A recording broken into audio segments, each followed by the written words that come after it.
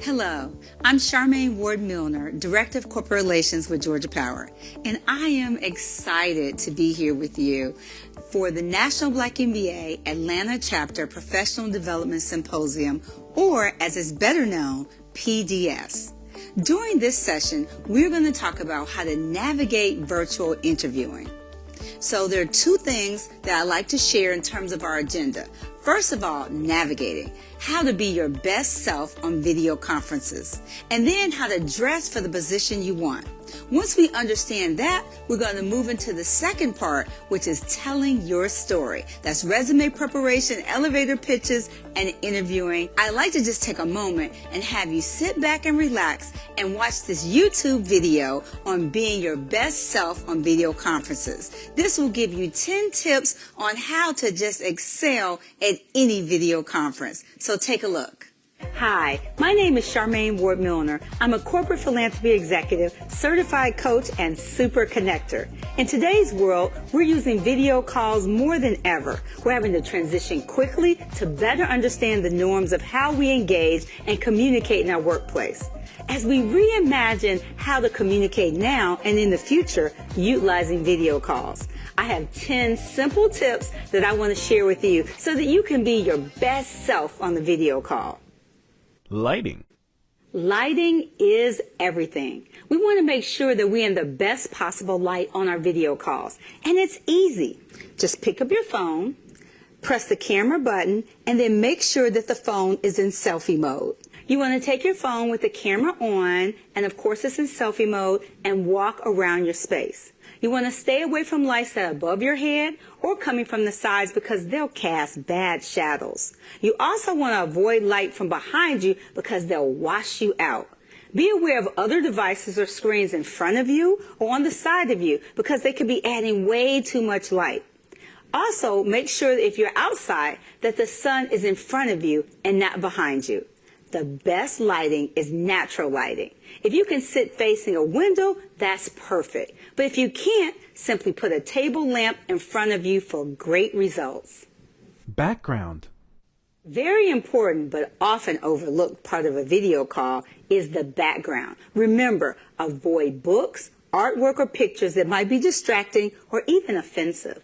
And be sure the area behind you is not messy, cluttered, or dirty. It's okay to have everyday household items in your background, but take a moment to organize them to create a video-ready background. Remember, when it comes to your room, keep it simple. Grooming. Although you're not going to the office every day, you still want to look presentable, and it all starts with basic grooming.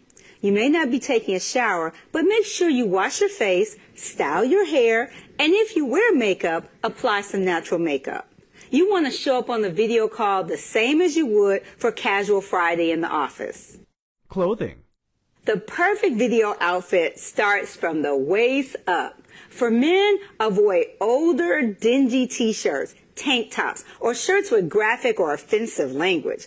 Instead, try a plain tee or a collared shirt or even a sweater. Make sure your clothes are clean and wrinkle-free. It doesn't matter what you have on the bottom as long as you don't have to get up. Camera angles. When on a video call, remember, camera angles really do make a difference. Don't have a camera so low that they're looking at your chin or up your nose, and avoid the camera being too high so that they're just looking at your forehead or the top of your head. The camera should always be slightly above your eye level. A tip that I use is to put my computer on top of a box on top of my desk. I even use a plain shoebox. Also, if you're using your phone, you could put a coffee mug on top of the shoebox and hang your phone off of it using a pop socket. Remember, you should always be looking directly at the camera or at the speaker, not at yourself, no matter how great you look that day. It's also helpful to keep your camera in the speaker mode as opposed to the gallery mode. That makes it a lot easier for you to focus on just looking at the speaker and not all of the other people that are on the call. Remember, camera angles really do matter. Body language. It has been said that 93% of all communication is nonverbal, and that applies for video calls as well. You might not be looking at all the other participants, but they are looking at you. What is your body language saying about you? Is your chin on your hand Are your arms crossed? Are you hunched over? These actions all say you're bored, you're uninterested. What you want to do is to sit up straight, face forward, have your hands comfortably in your lap on the desk, and avoid fidgeting and scratching, playing with your hair, or even touching your face. When you're speaking, don't lean in because the camera has a wide angle and it will distort your face. Instead, move your whole body forward. And it's okay to use your hands. It's just as important how you look when you're listening as when you're speaking. Distractions. Distractions? Everybody has them. Some homes are more chaotic than others. Children, friends, family, pets running around when you're trying to do work on a video call. So what do? I have a couple of tips for you. 1, find a quiet place away from the distractions. That might be a room away from everyone, the front porch, or even the back deck. 2, create a simple sign that says, I'm on video calls, do not disturb. And then get the whole family involved the night before. Number 3, sit the family down and say, okay, I'm going to be on the video call from this time until this time. If there's anything you need, let me know now. Otherwise, it will have to wait until the end of the call. But distractions do happen. And when they do, just roll with it. Etiquette. Treat every video call as if you were in an in-person meeting. And that means, number 1, turning on your camera. Yes, I'm going to say it again. Turn on your camera. Number 2, it's okay to grab a Coke or a cup of coffee, but absolutely no eating. And chewing is never a good look. Number 3, mute your notifications. And number 4, anytime you're not speaking, you should be on mute. And then lastly, and this may seem like a great time to actually multitask, but it's not. People can tell when you're not paying attention and when you're working in another window. So note to self, be present. Technical tips. Here are a few technical tips to help you on video calls. When you join a call, have your video off. This will give you a few moments to center yourself and make sure you're prepared to turn the video on. Also, make sure you select Engage HD so that you can leverage the best picture technology. And finally, select Enhance My Appearance. Who doesn't want a little help? Final tip. And my last tip is really a word of encouragement. As you've been learning to be your best self on video calls, be kind to yourself. You're going to make mistakes. But if you keep practicing, I promise you will get better. Video calls are the new norm for how we communicate in the workplace. I've just shared with you 10 easy and actionable tips that you can use. I hope you enjoyed that video. But let's move on. Now that we know the tips for being our best self on the virtual video conferences, let's talk about why it's so important. Well, let's look at some statistics. 70% of employers say they would prefer candidates not to wear designer clothes and designer jewelry. So did you hear that? That's not important. What they want to make sure is that you come across in a very professional way. 65% of bosses said that the attire can make the difference between 2 equal candidates. I'm going to let that sink in for a moment. The attire can make the difference between 2 equal candidates. And finally, 55% of employers say that the first impressions are the way that you dress, the way that you act, and when you walk through the door. And in this case, when you show up on that video screen. So we now have the statistics around why this conversation is so important. So what does showing up on the video camera in terms of attire look like? Well, we want to have business attire. And we're going to break that in half for males and for females. So first of all, for females, you look at this picture and you can see the young lady. Half of her is in business casual and the other half is in business.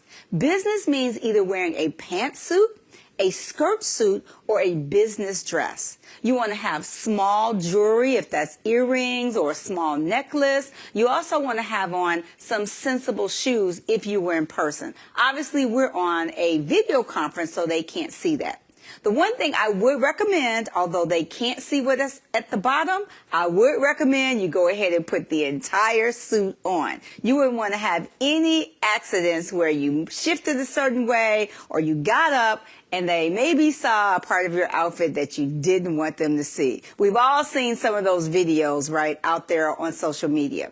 So for men, what does it look like? Again, business casual, you look at one side of him and you see how he's dressed. But on the other side, for business attire, a dark suit. That could be black, that could be charcoal gray, it could be navy, with a light colored shirt, white or cream, and then with a tie. That's very professional and a nice professional sedate color, right? So you don't want anything too flamboyant, nothing with designer labels all over it, just something very professional. You also want to make sure that your hair is well kempt, that in the case of a female, that you have on natural makeup if you choose to wear makeup, and that you've actually taken care to, take care of your skin so that you look very refreshed and you look like you're ready to begin the interview. So these are some of the things to think about when you think about attire and how you show up on the video conference.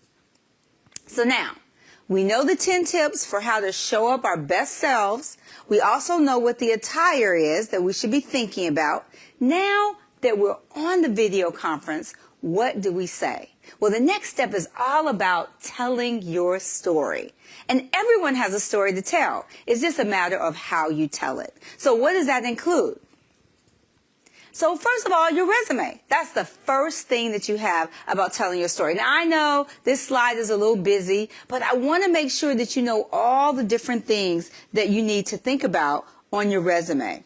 So the first thing is having a professional email address. So if you have anything that you think is cute or is funny, keep that email address and create a new email address just for engaging with employers, just for your resume and for business situations. So you want to have a professional email address that's perhaps your name and your number, some particular number like Charmaine Ward-1, right? Or Charmaine Ward-Millner 24, because sometimes someone else may already have your email. You also want to make sure it's 100% error-free. That means no typos, no grammatical mistakes, and unfortunately, just spell checking is not enough. Many times it does not catch the errors. So you want to make sure that you do two things. One, have someone else read your resume, and two, read your resume aloud. Often that will help you to catch some of those errors. The third, white space is your friend. So you don't have to take up every single piece of the paper with your resume. Make sure you have some white space. You want to use action words. And guess what? You can go and Google, show me all the action words, and make sure that your resume, every single bullet starts with interesting, engaging, dynamic action words. Avoid overused phrases. Position yourself for the role that you're going for. Focus on how your accomplishments have actually prepared you for the next step in your career or have prepared you for the job that you're interviewing for. Eliminate any passive language and make sure you're not using filler words. So go back through and make it as concise as you possibly can. And then finally, read over your resume several times, which is what we talked about. Read it out loud and make sure that it really is a great representation of who you are and it tells your story. And finally, figure out what job you want before you begin your job search, because that will certainly help you to be able to tell a better story.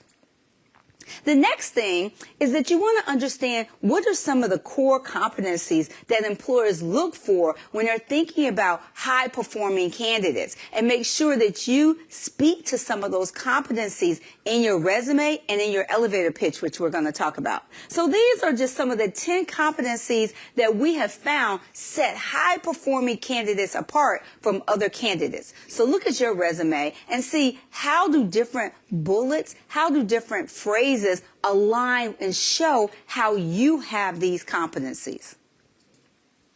And now we're ready to actually begin to talk. So it's the what, the how, and the ask. The what is the content. The how is the delivery. And then the ask is, what are you asking for? Are you asking for an interview? Are you asking for the job? This all comes through the elevator pitch. And that's that 30-second, 60-second memorable conversation that you have that talks about you. And they call it the elevator pitch, quite frankly, because they used to say when people would go up and down in elevators in office buildings, this is what you would say if you happen to get on the elevator with the CEO and you had to ride down the elevator to the bottom. You would be prepared with what you wanted to say. And so it became coined as the elevator pitch. So let's talk about what that is. First of all, you want to tell what you do, not what you are. So it's not that you are an accountant, but it's that you have a passion for numbers and that you love having to go and find the issues or the errors in numbers and that you have a curiosity around getting numbers right. That's what you do. Not just, I'm an accountant. You want to be interesting. You want to be authentic. You want to make a connection with the person that you're talking to. And how do you do that? By focusing on what matters, keeping it conversational. Tell, don't sell. We're not selling yourself. We're just telling them about who you are. You want to keep it concise and clear. If you know that you're someone that rambles on or it's hard for you to really tell a really clear-cut story, then you might want to think about what are those key messages that you want to get across, and then just keep that in the story. Remember, every story has a beginning, a middle, and the end. And even for the story that you're telling, you should think about it the same way.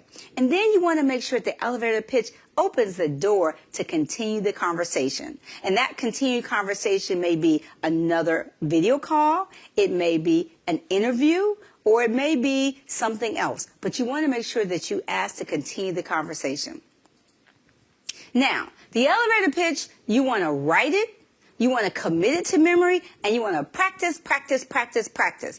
I know this is the one thing we want you to be able to say and just roll it off your tongue. So the elevator pitch is important that you know it, that it is part of who you are. Because remember, it is who you are. So if anyone else can tell it better, it has to be you. So what about when you're doing the elevator pitch? Remember, it's 55% body language, 38% tone, and 7% words. Wow. Now you might be saying, are you kidding me? How am I supposed to do that on a video conference? Well, you can. You can still use your body just like I am on the video conference. You can move just slightly. You can use your hands slightly. Remember, you don't want to be waving them. You don't want to be moving too much. You don't want to be rocking back and forth, right? But you can use it for gestures or to make a point. And then your tone. You can go up in tone. You can go down. You can speak faster. You can slow it down. All of those things will add to you being able to really deliver an effective elevator pitch. And of course, words matter. So we want to make sure you get it all right. The body language, the tone, and the words.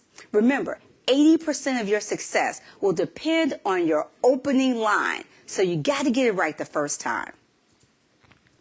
And smile. I know there are some of you that say, you got to be kidding. I'm stressed. I'm tense. It's so important that you smile on video conferences. Now, I'm not asking you to smile the entire time because there's some parts where you want to have your face be neutral because maybe you're explaining some really important project that you did.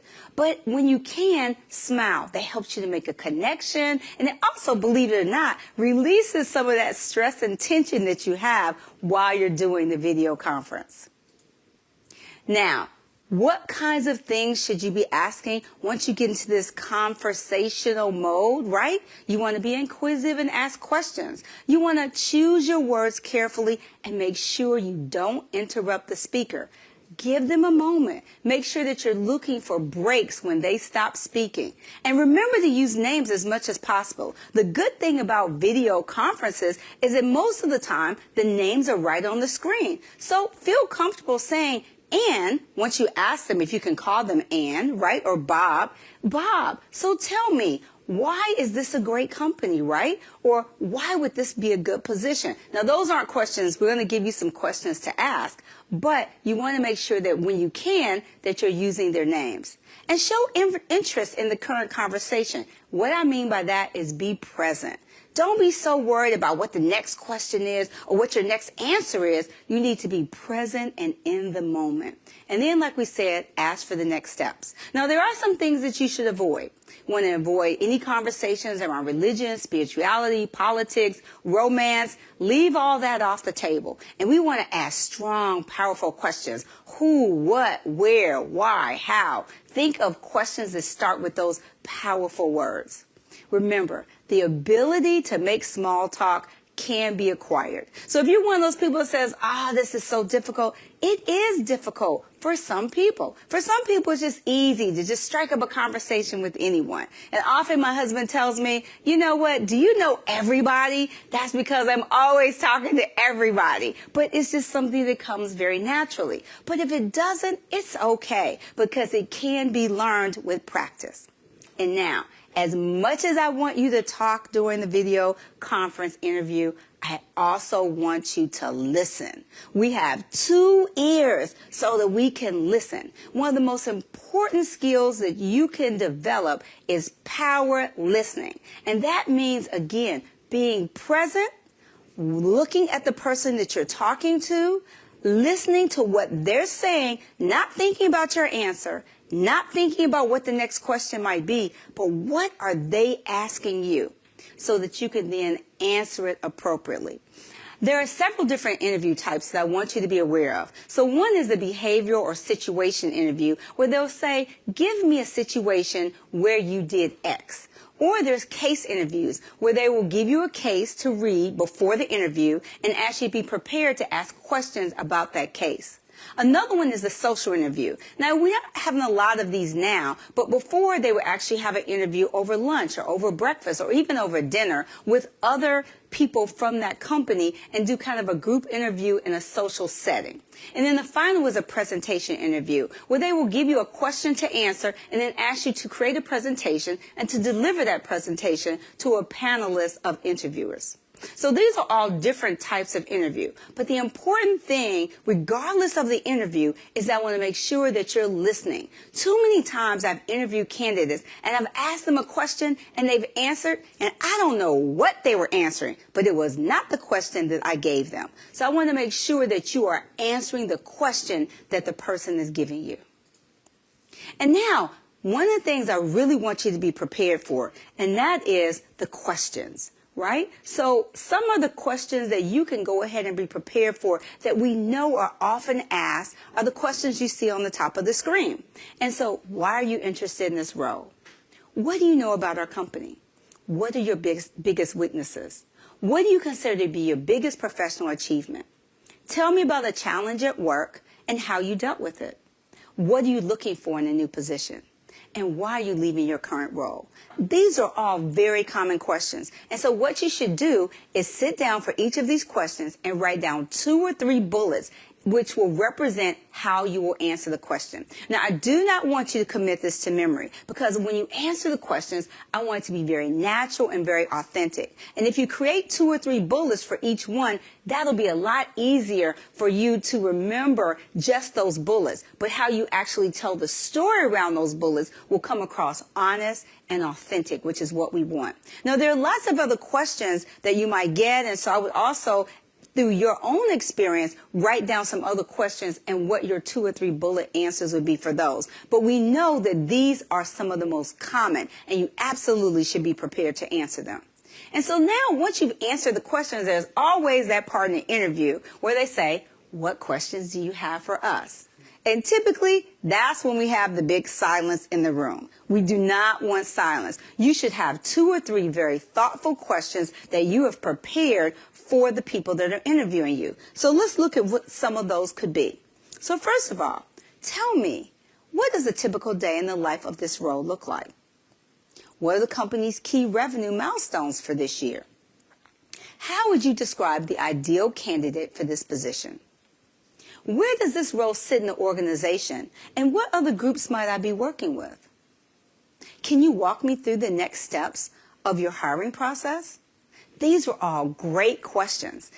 Just ask 2 or 3 questions. Don't come with a list of 12 questions.